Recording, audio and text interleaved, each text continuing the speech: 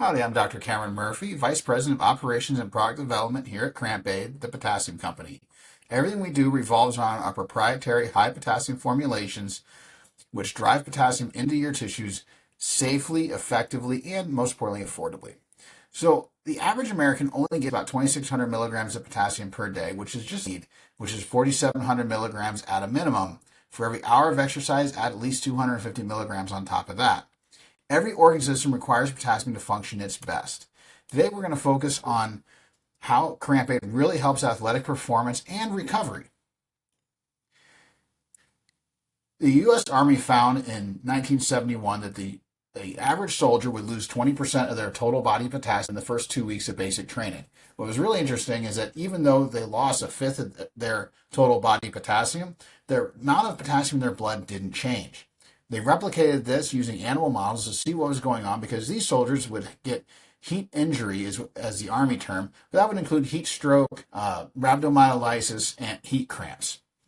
So when replicating this, during exercise, blood flow goes up considerably in the animals that have a normal amount of potassium. But when the potassium they replicate what was in the soldiers, in the animals, you see there's hardly any increase in blood flow during exercise. But even more importantly, when adding an exogenous source of potassium, so something like cramp aid that you would be ingesting during exercise, the blood flow further increases, which means that even if you have normal potassium during exercise, having that potassium coming in from an external source is going to increase the blood flow. That's going to lead to longer endurance and faster recovery times, giving you a huge advantage physically and also mentally. What's also interesting is that even during rest, the blood flow in muscles is actually increased. So during that recovery phase, if you're an anaerobic athlete between bouts of exercise, or an aerobic athlete, doesn't matter, getting that potassium is going to help in that recovery phase as well as during exercise.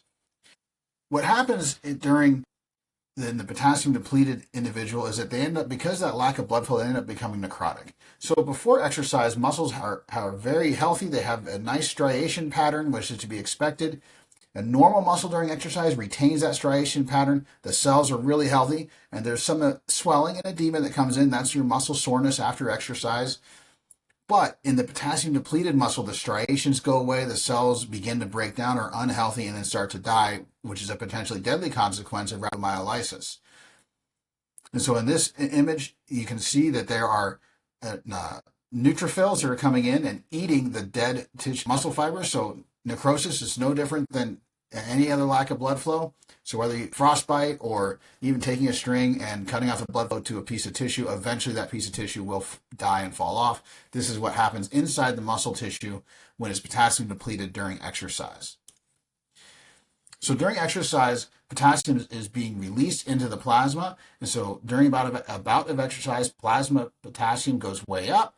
And then during the rest period, it comes way down below where it was before. And then after each bout, it goes up, but not as high as it did before. And this is why potassium loss is the number one driver of fatigue in anything beyond a light jog. If we look inside the cell, the potassium level goes down significantly during rest. It rebounds, but it doesn't even come close to rebounding up to where it was initially. After the third bout of exercise, in fact, the potassium does not recover, and this is going to cause muscle failure or a muscle cramp. All this lack of blood flow and the lack of nutrients is going to result in less work being able to be done. So in an animal model, they could work the peak amount of work for the average animal is about 60 kilogram meters, but it was less than 30 in the potassium depleted animals. And this just indicates how getting the potassium in the muscle tissue is critically important for enhancing that endurance. So having cramp aid on board is going to make you just a better athlete because you're feeding the muscles a key nutrient that it really needs to help perform its best. So putting this all together, how does cramp aid really work here? Every time a muscle contracts, sodium goes in, potassium comes out. Some of that potassium is going to be lost to the kidney. So the kidney sees that huge amount of potassium in the plasma, it's got to pump it out. The relaxation phase, sodium's going to come out, potassium's coming in. You do this over and over and over again, and eventually there's not enough potassium left in the tissues to actually get the cell to relax, and this causes a cramp. It can also cause muscle failure.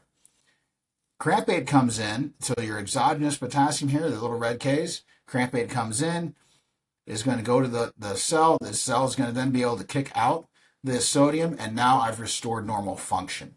So this is why even reactively to solve an active cramp, cramp aid not only restores the cramp, but restores normal function so you don't fear re-cramping later on in the middle of a competition. After competition or training, your muscles will undergo a process called supercompensation. And a key part of this is not just the building of the muscle tissue and making the muscle stronger, but also increasing endurance by making glycogen. In a normal individual, when exercise and supercompensation occurs, and after a few days post-exercise, the amount of glycogen is much, much higher. In the unexercised legs, so in this case you have one person, 2 legs, there is no increase in glycogen, but glycogen is about 50 grams per kilogram. In the potassium deficient individual, again, mimicking what we see in the Army, the glycogen really isn't even made. So there is no supercompensation that occurs, and this is what we would call a training plateau. And so with the lack of potassium means you can neither make nor utilize glycogen, meaning, again, now that muscle, not only is it losing endurance because of a lack of blood flow and a lack of nutrients, it doesn't even have its own energy stores to rely on in order to function its best. If you're following a sodium-restricted diet to get your electrolyte ratio corrected, you'd want to have 1 serving of cramp aid 2K per day under that circumstance. If you have a sodium level that is at the maximum of what the FDA would recommend, then combined with an average diet, you need 2 servings of cramp aid per day. But if you're like most Americans who consume more sodium than they do potassium, so most Americans consume an average of 3,500 milligrams of sodium and only 2,600 milligrams of potassium, having 3 servings a day gets that electrolyte ratio corrected.